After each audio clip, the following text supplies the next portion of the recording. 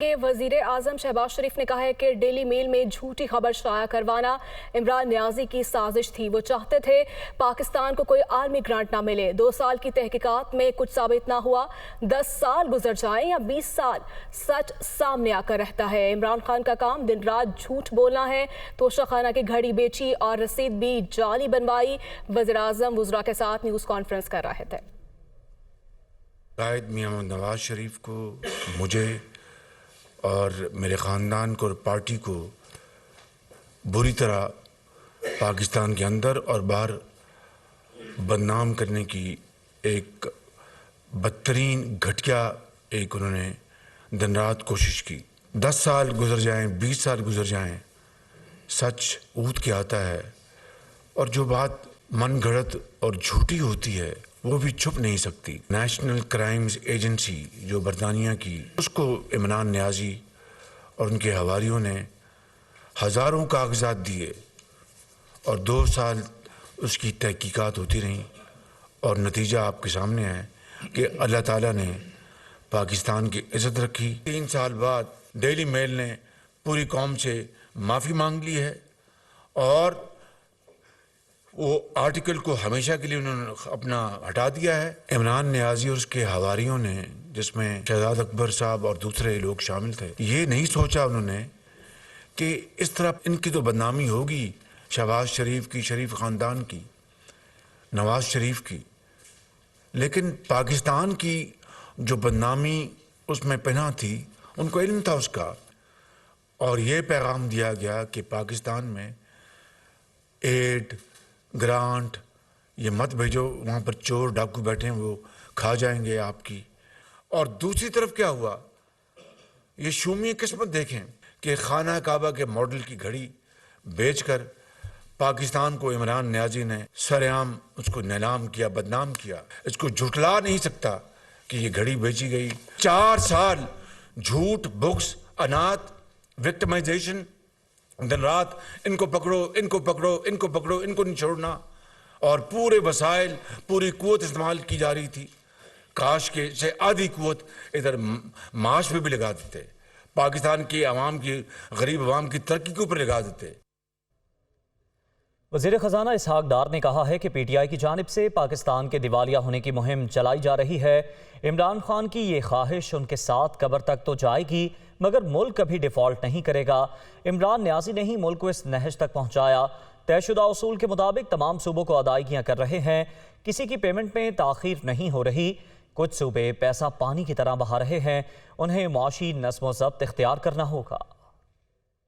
एक कैंपेन के तौर पे ये पेश किया जा रहा है कि जी पाकिस्तान डिफ़ॉल्ट करेगा, कुछ डिफ़ॉल्ट हो चुका है, कि अपने मुल्क को बदनाम करते हैं और बदनाम करने की जो सर फहरिस्त है वो इमरान खान नियाजी साहब खुद हैं। अभी कल मैंने पढ़ा कि आपको पता चलेगा सरप्राइज, अल्लाह न करे ये कभी पाकिस्तान अलग डिफ़ॉल्ट नहीं करेगा। ये जो डिफ़ॉल्ट का रेटोरिक है ना, ये रेटोरिक इमरान खान के साथ कब्र तक तो जाएगा, ये पाकिस्तान इंशाल्लाह डिफ़ॉल्ट नहीं करेगा। जो असूल और जो प्रोसेस होता है उसी के मुताबिक सबकी पेमेंट्स हो रही हैं, किसी की कोई पेमेंट डिले नहीं है। ये ज़रूर है कि कुछ सूबे अपनी इस्तात से बढ़ के और जैसे फेंकना होता है वो पैसे इस्तेमाल कर रहे हैं। कल मैंने आधे सर्वे की और क्वार्टर सर्वे की मैंने लाहौर में देखी एडवर्टीजमेंट। मैं समझता हूँ कि वो सूबा या मुल्क उन जैसी अयाशियों में लफ्ज़ यूज़ कर रहा हूँ मुकम्मल नहीं हो सकता। तो उनको फिस्कल डिसिप्लिन को फॉलो करना चाहिए। उन्होंने एक सरप्लस देना है, वो हमने नहीं, तो बजट पाकिस्तान में उनके साथ तय हुआ है कि वो सूबा इतना सरप्लस देगा। चौधरी शुजात हुसैन ने कहा है कि इमरान खान से राबता करके कहा था कि पहला एजेंडा मईशत को रखेंगे तो उनके साथ चलेंगे। आसिफ जरदारी से राबता होता रहता है, उनको भी मुल्क की बहुत फिक्र है। एक बयान में सदर मुस्लिम लीग काफ चौधरी शुजात हुसैन का कहना था कि पाकिस्तान की मईशत को इस वक्त संगीन चैलेंजेस का सामना है। तमाम सियासतदानों को हालात को समझना चाहिए और एक पेज पर आना चाहिए। तमाम जमातों से कहेंगे कि मुल्क की मईशत को ठीक करने के लिए एक हो जाएं। तमाम सियासतदानों को आइन की बालादस्ती के लिए किरदार अदा करना चाहिए। तहरीक इंसाफ ने पहले मरहले में पंजाब असम्बली की तहलील का फैसला किया है। PTI MNAs दोबारा कौमी असम्बली में पेश होकर इस्तीफे देंगे। दूसरे मरहले में खैबर पख्तूनख्वा असम्बली तहलील होगी। चेयरमैन तहरीक इंसाफ इमरान खान की सदारत में रावलपिंडी के अरकान असम्बली से इजलास की अंदरूनी कहानी सामने आ गई है। इजलास में फैसला किया गया कि PTI की मुल्क भर में जारी एहतजाजी तहरीक को इंतखाबी मुहिम में तब्दील किया जाएगा। ज़राए के मुताबिक रावलपिंडी से ताल्लुक़ रखने वाले तमाम अरकान असम्बली ने तहलील और कौमी असम्बली से दोबारा इस्तीफों के फैसले की तौसीक कर दी है। इमरान खान ने कहा कि मुआशी और सियासी बहरान से निकलने का वाहिद रास्ता जल्द अज जल्द शफाफ इंतखाबात हैं। इलेक्शन कमीशन ने PTI चेयरमैन इमरान खान की प्रेस कॉन्फ्रेंस का नोटिस ले लिया है। इमरान खान ने गुज़श्ता रोज़ चीफ इलेक्शन कमीशन को तनकीद का निशाना बनाया था। इलेक्शन कमीशन ज़राए के मुताबिक इलेक्शन कमीशन ने इमरान खान की प्रेस कॉन्फ्रेंस का नोटिस लेते हुए पैमरा से गुज़श्ता रोज़ की तकरीर का ट्रांसक्रिप्ट भी मांग लिया। इलेक्शन कमीशन की पैमरा को आज इमरान खान की तकरीर का स्क्रिप्ट फराहम करने की हिदायत भी की गई है। ज़राए का दावा है कि इलेक्शन कमीशन आर्टिकल 204 के तहत इमरान खान के खिलाफ कार्रवाई कर सकता है। सुप्रीम कोर्ट में नैब तरामीम के खिलाफ इमरान खान की दरख्वास्त पर समाअत हुई है। जस्टिस मंसूर अली शाह ने PTI से 2 अहम सवालों के जवाब मांग लिए। चीफ जस्टिस उमर अता बंदियाल ने रिमार्क्स दिए कि नैब कानून में बहुत से सिकम थे, तरामीम मुल्क के कानून में पेशरफ्त है। आमिर सईद अब्बासी की ये रिपोर्ट जानिए। सुप्रीम कोर्ट में नैब तरामीम के खिलाफ इमरान खान की दरख्वास्त पर समाअत। तहरीक इंसाफ से 2 अहम सवालात के जवाब तलब। अफवाज पाकिस्तान को नैब इख्तियार से बाहर रखा गया है, इस पर PTI का क्या मौक़िफ़ है? नैब कानून से अफवाज पाकिस्तान को बाहर रखने की क्या वजूहात हैं? जस्टिस मंसूर अली शाह ने कहा कि नैब कानून की दस्तरस से तो जजेस भी बाहर नहीं हैं। नैब कानून से अफवाज पाकिस्तान को बाहर रखने का ये अमल PTI की नज़र में आईनी है या गैर आईनी? एक शख्स को लाखों अवाम ने वोट देकर रुकने पार्लियामेंट मुंतखब किया।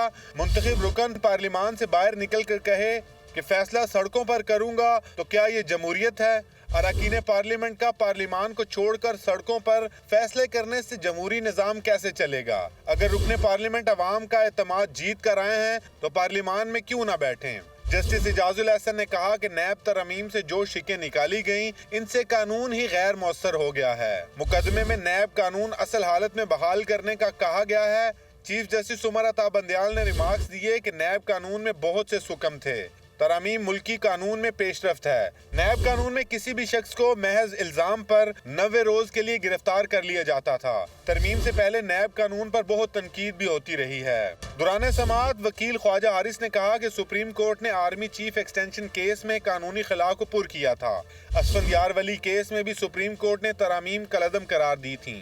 जस्टिस मंसूर अली शाह ने कहा कि असफंदियार वली केस में अदालत ने कानून इंसानी हकूक से मुनाफी होने पर कलअदम करार दिया था।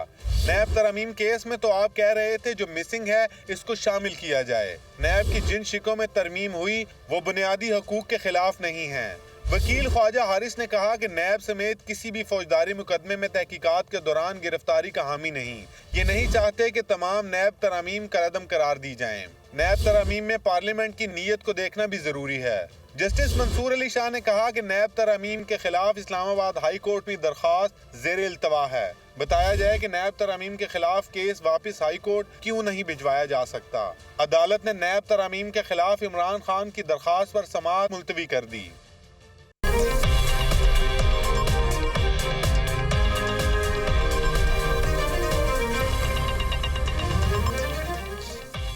Secretary general OIC Hussain Ibrahim Taha की वजीर आजम से मुलाकात। शहबाज शरीफ ने जम्मू कश्मीर के लोगों के हक खुद इरादियत की जद्दोजहद में मुसलसल हिमायत को सराहा।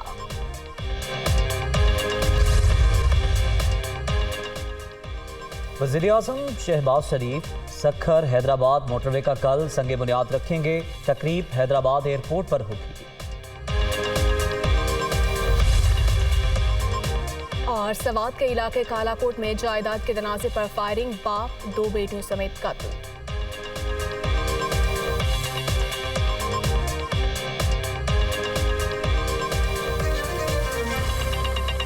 चेयरमैन तहरीक इंसाफ इमरान खान लाहौर में मुआशी टीम के हंगामी इजलास से खिताब कर रहे हैं।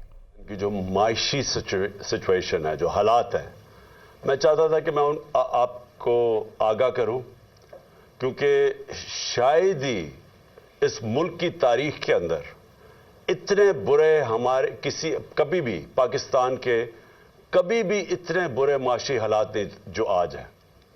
اور میں اس لیے اس کے اوپر آپ سے بات چیت کرنا چاہتا ہوں کیونکہ یہ ساری قوم کو پتا ہونا چاہیے ہم کدھر جا رہے ہیں. مجھے افسوس سے کہنا پڑتا ہے کہ وہ اخبار، وہ میڈیا ہاؤسز جن کو قوم کو آگاہ کرنا چاہیے تھا کہ ہم اب کتنے خطرے کے کس کنارے پہ اوپر کھڑے ہوئے ہیں، مجھے افسوس سے کہنا پڑتا ہے کہ وہ اس عوام کو اس چیز سے آگاہ نہیں کر رہے. تو میں ایز پاکستان کی سب سے بڑی پولیٹیکل پارٹی کا سربراہ، میں اپنی یہ ذمہ داری سمجھتا ہوں کہ میں اپنی ساری قوم کو بتاؤں کہ یہ حالات آج کدھر کھڑے ہیں اور خدا نہ خواستہ یہ کدھر اور جا سکتے ہیں، یعنی اس سے بہت زیادہ برے ہو سکتے ہیں. میں اپنی ساری اکنامک ٹیم کو بٹھایا ہوا ہے. میرے جتنے بھی جو میری پارٹی کے ٹاپ اکانومسٹ ہیں، جس میں شوکت ترین ہے، حماد اظہر ہے، جس کے اندر مزمل ہیں، جس کے اندر ہمایوں اختر ہیں، میں نے ان ساروں کو آج دعوت دی ہوئی ہے کہ آج سارے یہ بھی اس چیز کے اوپر ڈسکس ہے. عمر ایوب ہے. اس کے علاوہ میں نے اور بھی آؤٹ سائڈ ایکسپرٹس کو بلایا ہوا ہے اور میری کوشش یہ ہے کہ ہم آج مزید اس چیز کے اوپر ڈسکشن کریں. ہمارے سلمان ہیں.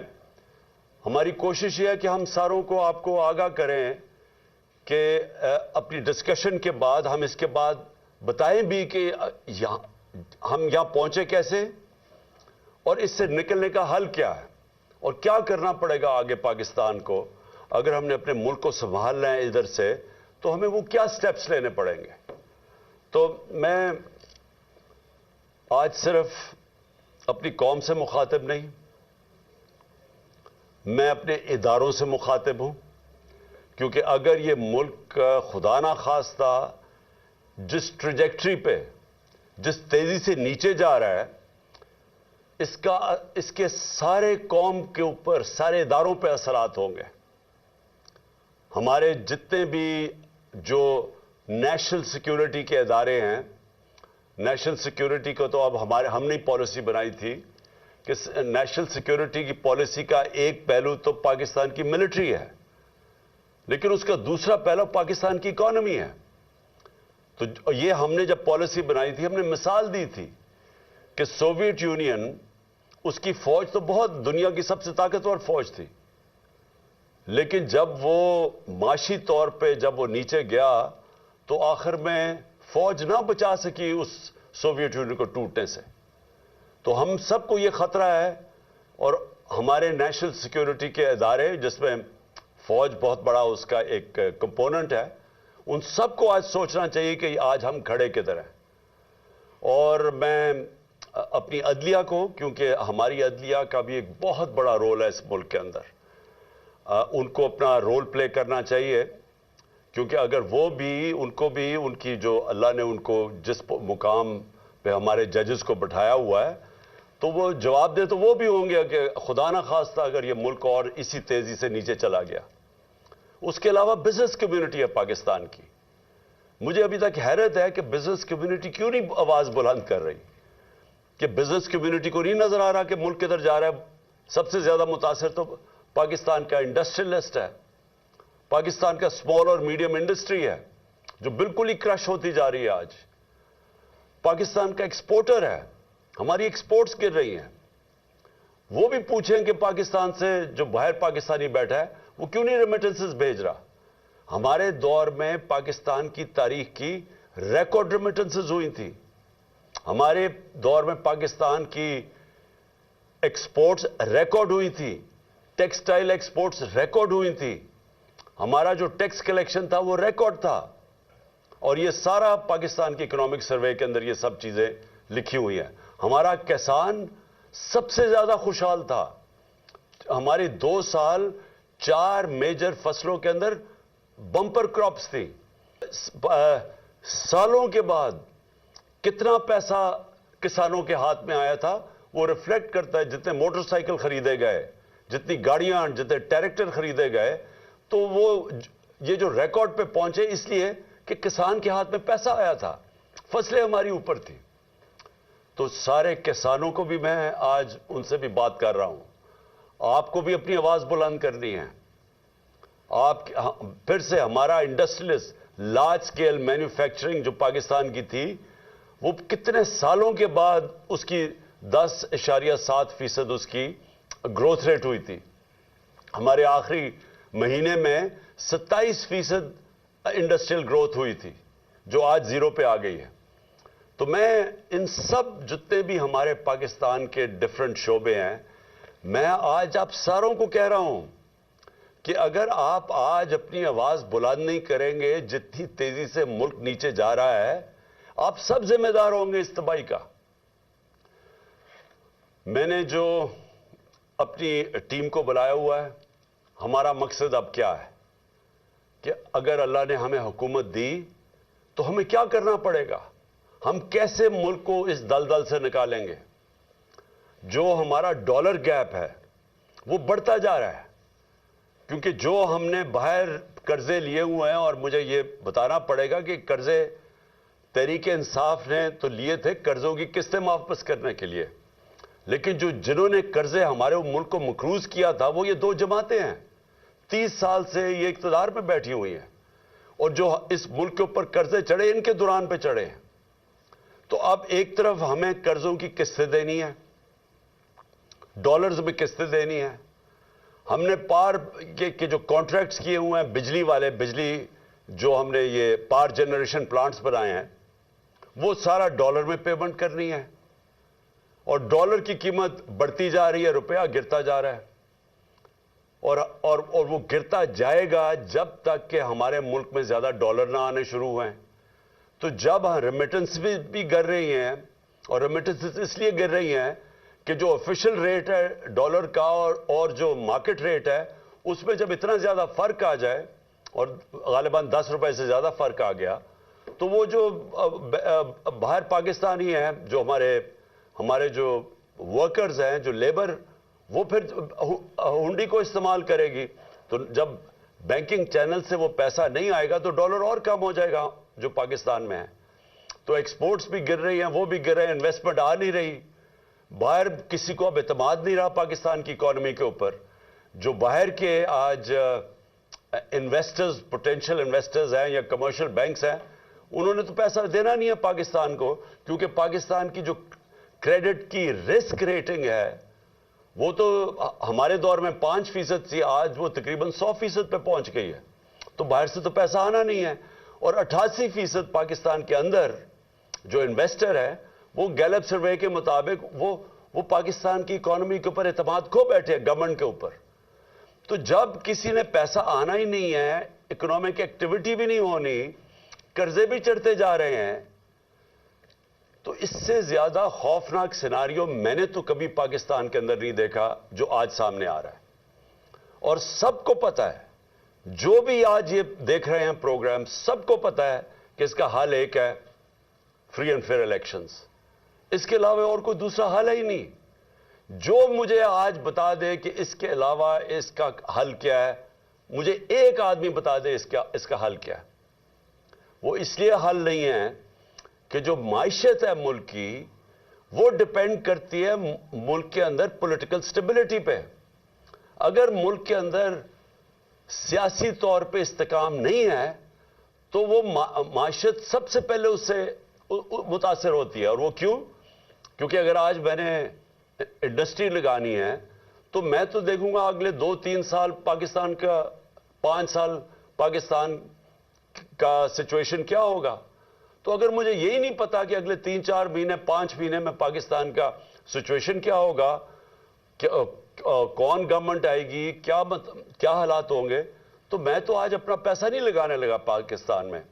बल्कि मुझे अगर यह भी खौफ है कि मेरा रुपया भी गिरता जा रहा है, तो मैं तो डॉलर खरीदूंगा, मैं तो सोना खरीदना शुरू करूंगा जो आज नजर आ रहा है। तो इसलिए मैं सारे जितने भी लोग ये प्रोग्राम देख रहे हैं, मैं आप सबको ये फिर से कहना चाहता हूं कि अगर आप आज इलेक्शन के लिए अपनी आवाज बुलंद नहीं करेंगे, तो आप फिर बगैर सोचे آپ اصل میں اس پاکستان کو اس سیناریو میں دھکیل رہے ہوں گے کہ جدھر آگے اور معیشت نیچے جانے لگی ہے. تو میں چاہوں گا کہ اب میری جو پینل ہے اس میں شوکت ترین ہمارے ایکس فارن منسٹر ہیں. میں چاہتا ہوں شوکت آپ پہلے اس کے اوپر بات کر لیں اور پھر ہمارے جو پینلسٹ سارے ہیں ان کو بھی انٹروڈیوس کروا دیں اور پھر کوشش کریں گے کہ اگر ہم پینلسٹ سے بھی تھوڑی سی بات چیت کروا لیں. جی شوکت. جی تھینک یو چیئرمین صاحب. دیکھیے سر آپ نے تو بتا ہی دیا کہ ہم اس وقت جو ڈائر اسٹیٹس ہیں ہماری جس میں انفلیشن جو ہے وہ 50 سال میں سب سے زیادہ ہے. ہمارے جو ریزروز ہیں وہ بالکل 1 مہینے کے وہ ہیں ریزروز ہیں اور ہم نے سواپس کیے ہوئے ہیں مطلب اپنے جو بینک ڈپازٹس کے. اس کا مطلب پریکیریس ہماری سچویشن ہے ریزروز کی. اور ہم نے یہ جو دیکھا جائے کہ جو آسک ہے جو آپ نے $40 بلین کی کہی ہے اس کے بیچ میں جو ہے سب سے زیادہ ہمیں ہیلپ ملنی چاہیے ملٹی لیٹرل سے کیونکہ ان کے بڑا ٹف پروگرام ہم کر رہے ہیں. اور وہ یہ لگ رہا ہے کہ IMF بھی اس وقت مطلب ہیزیٹیٹ کر رہا ہے. تو میں یہ چاہوں گا کہ یہ چند لوگ ہیں ہمارے بڑے نامور اکانومسٹ ہیں جی ہمیں یہ بتائیں کہ یہ پرابلم تو ہم نے بتا دی ہے ان کو اور وہ ساری ہماری قوم فیس کر رہی ہے. اس میں سے ہم نے نکلنا کیسے ہے اگر جب ہماری انشاءاللہ حکومت دوبارہ آئے گی. سلمان شاہ صاحب سے میں پہلے کہوں گا کہ وہ اگر کچھ تبصرہ کر سکتا.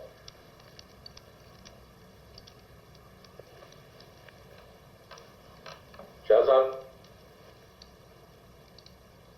فریز ہو گئے. جی شکریہ Shaukat. Can you hear me? جی جی جی آئی تھنک سب سے پہلی بات تو یہ ہے کہ ہمیں کانفیڈنس دینا پڑے گا پوری اپنے لوگوں کو بھی اور بیرون ملک جو ہیں انویسٹرز یا کیپٹل مارکیٹس ہیں اور ان سب کے لیے کانفیڈنس بہت امپورٹنٹ ہے. اور اس لیے آئی تھنک کہ IMF کو آن لائن کرنا بہت ضروری ہے.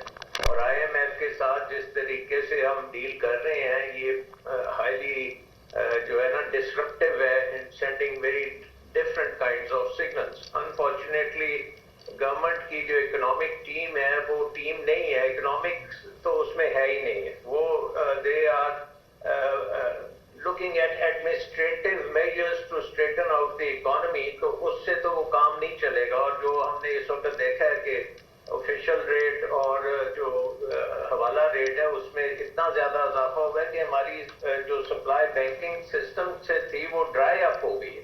And it's a very logical thing کیونکہ جس نے $250 پہ ڈالر جس کو مل سکتا ہے وہ 225 پہ کیوں بھیجے گا. So I think we have to make sure کہ IMF پروگرام کو ہم لیٹر اینڈ اسپرٹ میں امپلیمنٹ کرتے ہیں. دوسری چیز یہ ہے کہ جو چیئرمین صاحب نے پوائنٹ آؤٹ کیا آن دی پاور سیکٹر ہمارے ملک کی ایکلی ہیل بن چکی ہے power sector. This is a power which we can not afford اور یہ پاکستان کی اکانومی کو گروتھ میں نہیں لے کے جا سکتی یہ power. It is so expensive, it is imported and unfortunately اس میں تھیفٹ بھی بڑا ہے, اس میں کرپشن بھی تھی, اس میں ہر قسم کی کا ایپ تھا. تو اس کو آپ کو بالکل ٹھیک کرنا پڑے گا. تیسری چیز جو آپ کو کرنی پڑے گی وہ ہے کہ انویسٹمنٹ کلائمیٹ کو آپ کو درست کرنا پڑے گا اور انویسٹمنٹ سرج ہمیں چاہیے. پاکستان کے ڈومیسٹک انویسٹر اور international investor should be really focusing on کہ پاکستان کی اپرچونٹیز کیا ہیں, پاکستان کی سٹوری, پاکستان کا نیریٹو.